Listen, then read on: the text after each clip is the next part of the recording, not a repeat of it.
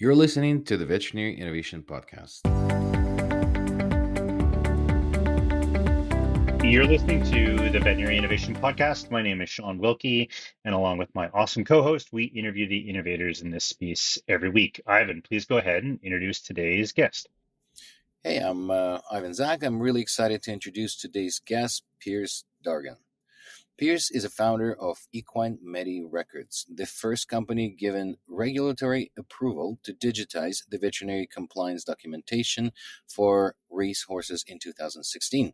In 2018, EMR launched its first software platform in Ireland and has since expanded globally into markets such as the UK, France, USA, Saudi Arabia, and Hong Kong, working with some of the largest names in the equine industry.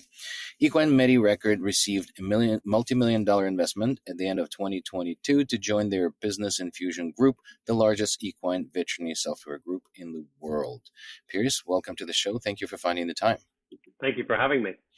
So let's dig in. This is an area of not my expertise, so I'll be educated. Can you start with what problem are you solving for the industry? What is it that you're doing, and what problem is solved with your innovation? Sure. So back in around 2016 in Ireland anyway, but it was a trend that's been happening across the world. There was a lot more regulations introduced around owning a horse and a racehorse specifically, and a lot of those pertain to the veterinary records you have to keep. So anytime in Ireland or throughout the European Union now that you give a medication to a horse, that has to be recorded. And previous to us, that was recorded in a big paper book.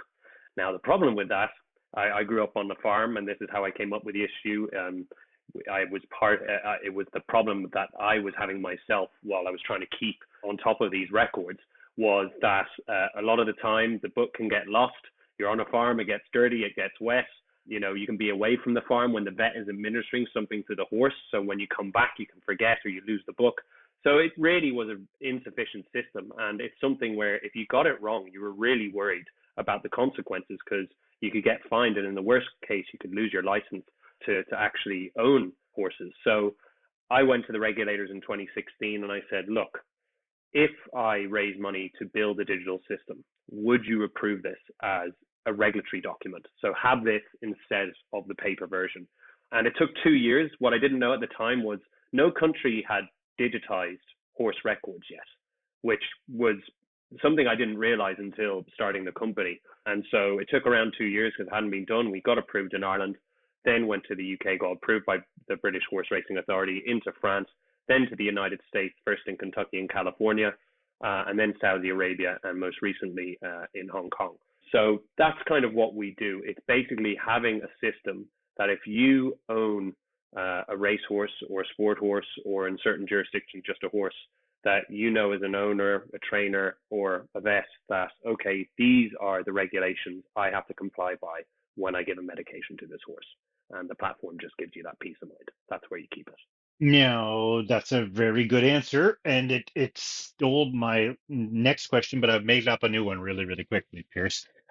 So the question I have is, there's a bunch of pieces of the technology in the equine industry. One of those is a practice management system or an EHR. It sounds like you're not that.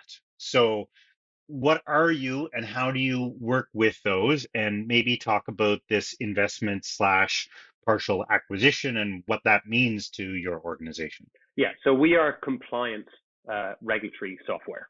So we are not a PIM system. So that is not our job. Our job is that essentially, depending on if a horse is competing in a sport, if it's traveling somewhere, so certain countries take it for what we do with Saudi Arabia and Hong Kong, or just the day-to-day regulations that occur in certain jurisdictions having a horse, there is paperwork required when you give medications to horses. And so that was literally paperwork in a big book. What we've come in and gone and said, look, it's the digital world. There's so many inefficiencies with keeping paperwork, which I just said, especially in a farm setting. And people are really worried. A lot of the people who have to keep these records are not veterinary trained. And so they're really worried, gosh, if I get this wrong, I can get in big trouble. So we wanted to build a system that was really easy to use and go, don't worry, if you give something to your horse, You log into your system, you select the horse, you say, yes, I've given a medication, and depending on the jurisdiction you're in, the type of horse you have, or depending on where the horse is competing or traveling, the system will tell you, oh, this is what you need to record. This is the information. So now in terms of then talking about, okay, how does this link us in to the practice management systems for vets? Well, a lot of this information is actually done by vets and recorded by vets in their own systems to invoice, whether it's the trainer or the owner, whoever it may be, the farm owner. So what we've started to do with our new group, which we joined, called Business Infusions, which is the largest equine veterinary software group in the world, is to link our system to those veterinary systems. So if I'm a vet, rather than having to go to that owner, trainer, farm owner and say, this is the medication I gave your horse, these are the required data points you've got to put in to the Equine MediRecord system or your book, if they still keep the paper, they can literally go, if the client has Equine MediRecord now, they go, don't worry about it. When I send the invoice, it's going to push into your system. You don't even need to worry about it. All you need to do now is approve it. So it's basically cutting down the work that needs to be done by 50%. And it's making the industry more efficient. Because the amount of times I've heard from vets that they get phone calls from trainers or owners or, riders going, sorry, I was out, I was with another horse somewhere else. What did you do to my horse? What medication did you give? Even just from a good governance perspective for that owner. And the vet is getting bombarded with these phone calls and questions. It just gets rid of all that now because it's just easy. The owner, the trainer, the vet, the rider knows, okay, I don't need to worry about it because the vet's going to push it over because they use Cathodol Equine or HVMS and it's going to push into my EMR. So that's just making it more streamlined and efficient for everybody.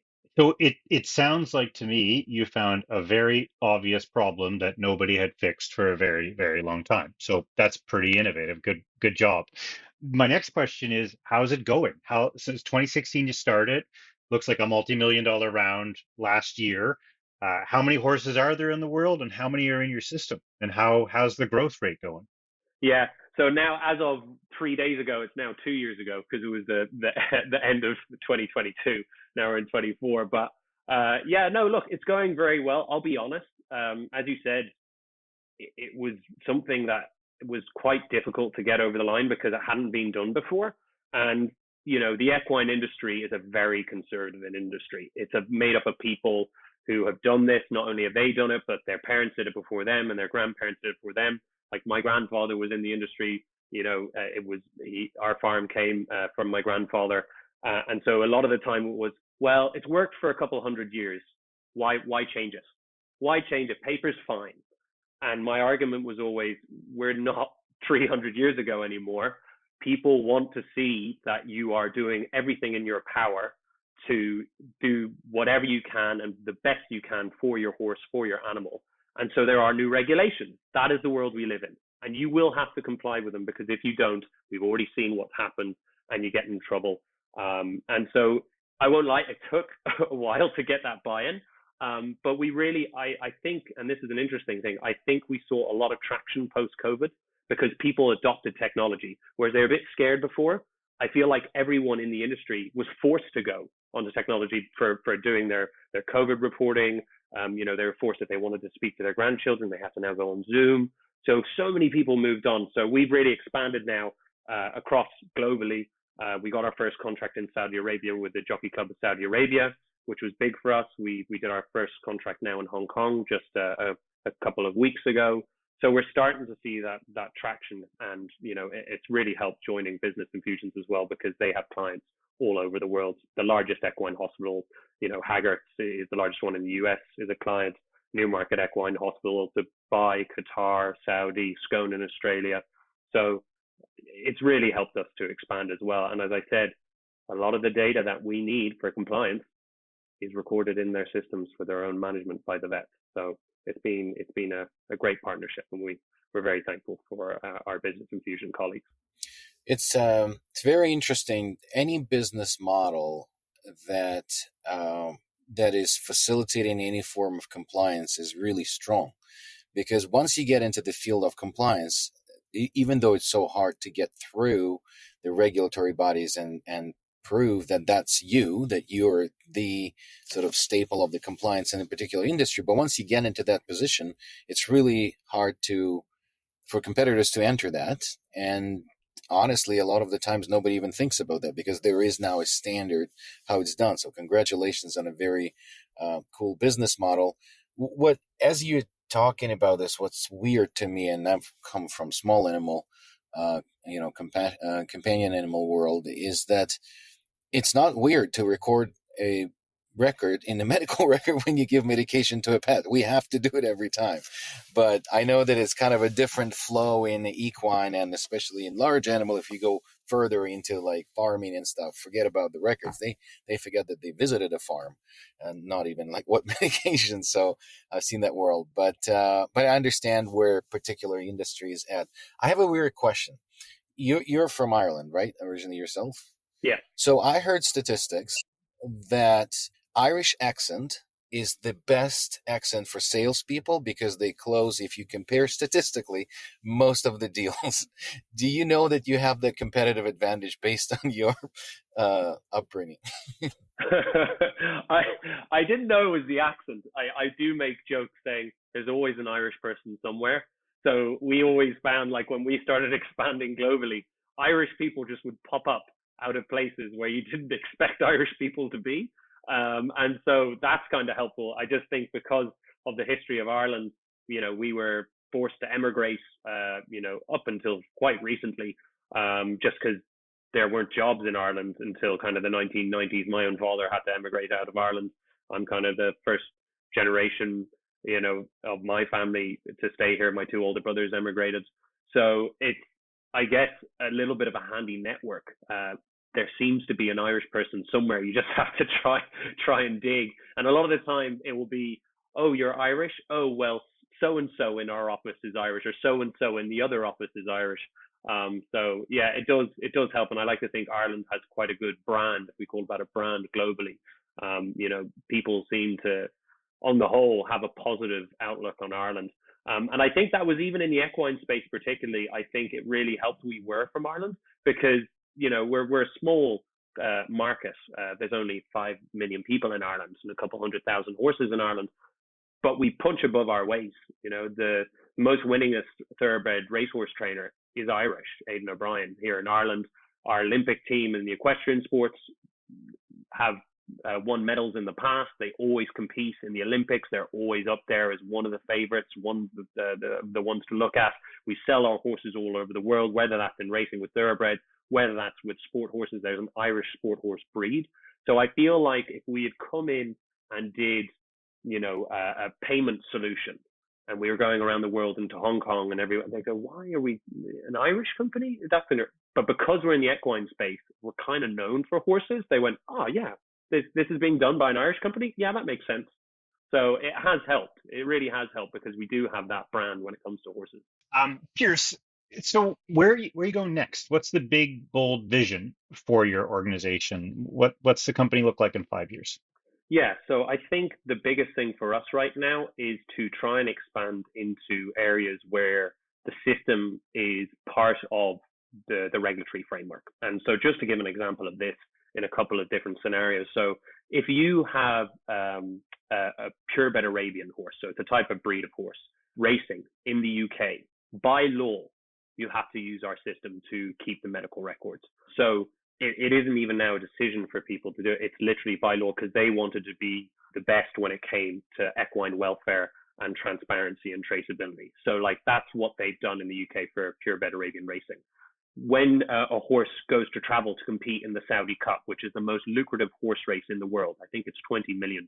You can look at it. I think it's $20 million for one horse race.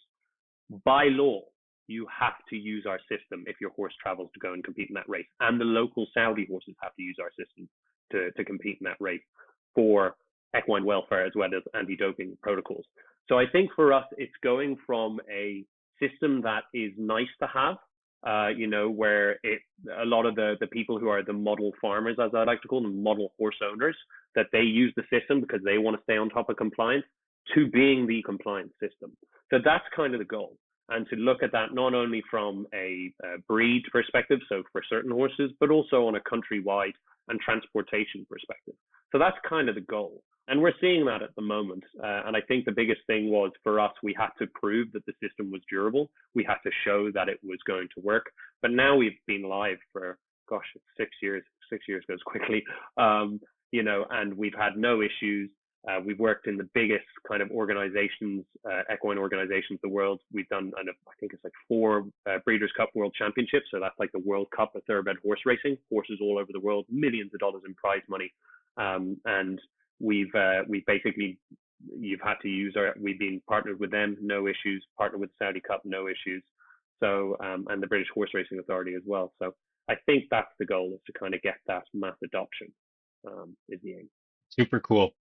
So 6 years is quite a long time in a technology company. It's pretty interesting, and it seems like you guys are off to the next evolution of the company, which is really cool. It looks like there's Pierce is going to be around for a while, here, according to the conversation that we're having.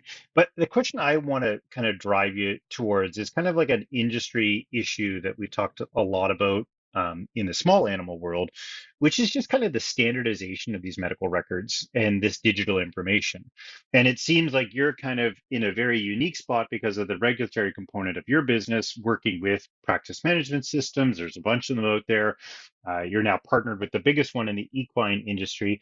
But what's happening with this kind of data standardization when it comes to equine medicine?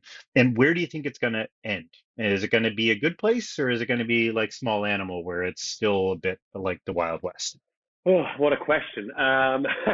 So I'll take this in an American context, because this is something that's really come to the fore in equine veterinary practice in America, because there is a new now federal agency for the first time called the Horseracing Integrity and Safety Authority. So that is now, previous to that authority, there was no standardization. It was done state by state. So you literally would go to Kentucky to race a horse, and the rules in Kentucky would be different from the rules in California, would be different from the rules in New York, would be different from the rules in Florida, would be different. And so no one in the industry, and I think it's fair to say no one in the industry enjoyed that situation. Now, the big thing, as you say, is there is now a debate around, okay, I would like to say that most people agree it's got to standardize, because it's just so complex, because especially with horses, more so than small animals, they move all over the place. So a horse will race in New York, then race in Florida, then race in Kentucky and California. And if you were a trainer or a vet trying to keep on top of all those different protocols, it was a bloody nightmare. So this new federal agency has been set up. There is a big debate in terms of how do you standardize those protocols around the different states, which are the best protocols, what should be looked as the model kind of states to do that, what is the best format, what data should you require, how should you require it, and it's got really quite tense. This is public knowledge. The agency is currently under a number of lawsuits from various states. So I think it's not controversial to say that some people are not happy with how it's being standardized. But how that resolves itself, that is a great, question. I'd be very hopeful it will, and that they bring the stakeholders together to agree some sort of standardization, because it's not good to see the industry fighting itself right now, which is what's happening. But I to be honest with you, I think it's fair. I don't know. And most of the people I've spoken to, most of the vets I've spoken to, most of the people, the regulators within the industry I've spoken to, they haven't been able to give me an answer either. So if you find somebody who can give you an answer, I'd be very interested if you could relay that back to me. I offer you Ivan. Go ahead, Ivan. Well, I have before we wrap up and we're getting to the end here, I have another weird question for you. So equine industry, there's so much money in it. It's a very much entertainment, and it's a competitive, and it's a luxury industry in many ways. So were you ever approached by anybody super rich to alter the records? And you don't have to answer whether you were or you were not, and whether you did it or not, but just to try to change the records because this is a compliance instrument by some, maybe prince from Saudi Arabia or something like that. Well, the good news is I couldn't, even if I wanted to, or even if I was approached, because on our system, there's a thing that closes treatment. So the regulators, what they can do is go in and close treatment. And what that does is lock it off. So you can't edit it. So it basically means that for the integrity, basically when they deem a horse to be eligible, or if they deem a horse, or if the person closes off a treatment, it basically ensures that integrity of the record. It's uneditable. And so it just is timestamped as of this time, this cannot be changed. Or if they see it with a horse coming in to compete and the authority goes, this is being checked off eligible, it closes that record, and it basically means that record is saved. It's uneditable.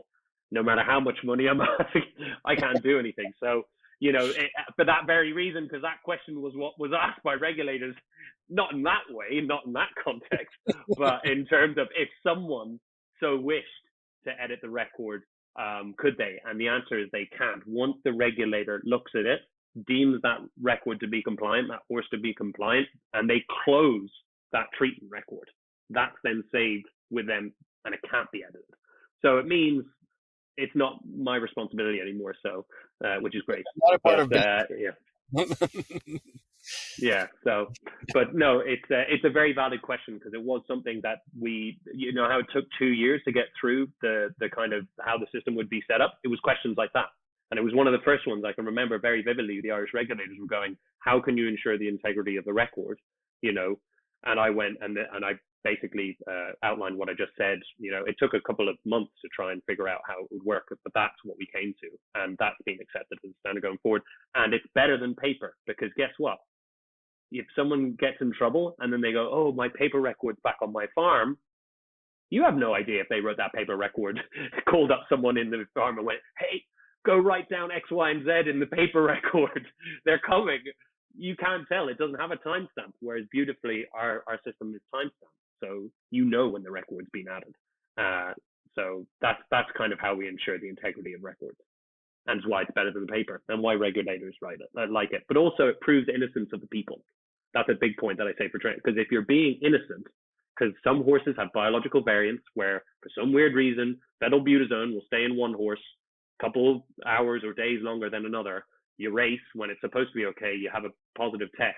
If you have our system and it shows the timestamp, hey, look, I put phenylbutazone in, it was 3 days ago, it said 3 days ago, this is a freaky horse, for some reason, it still has it in its system, it's a tiny minute of it, you now have evidence to present. Whereas if you have nothing, or paper, that's not evidence, because they're like, well, you could have wrote that today, or, you don't have any record, and there's nothing to kind of back your claims. You're super fascinating, really cool company, really neat innovation. Thanks for joining us. We like to wrap up the same way every time.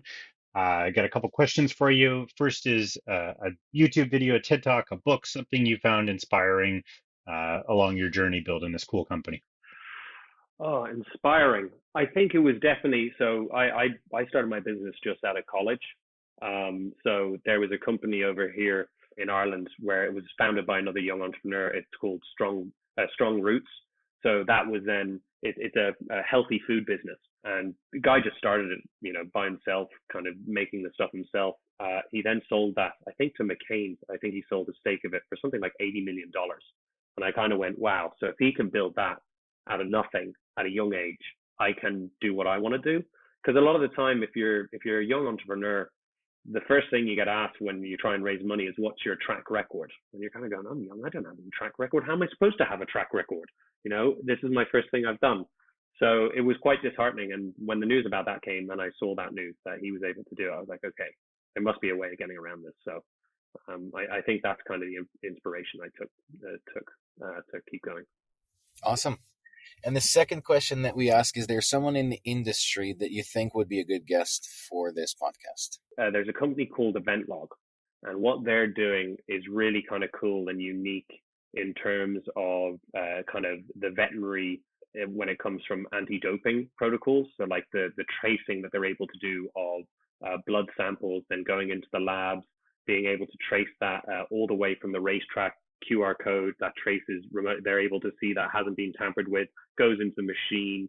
It's able to send an automatic positive or negative in the sample and go like that has revolutionized anti-doping and credibility that anti-doping is taken seriously in equestrian sport or in horse racing. And they work with the United States Equestrian Federation. They work with the British Horse Racing Authority. They work down in Australia with a number of the state agencies down there. They're global. And what they did to really revolutionize anti-doping is a really cool story. So Mike would probably be my choice. Thank you so much for listening to the Veterinary Innovation Podcast. If you want to hear about our new episodes, please follow us on any social media channel. Also, you can check out our website at veterinaryinnovationpodcast.com. See you next week.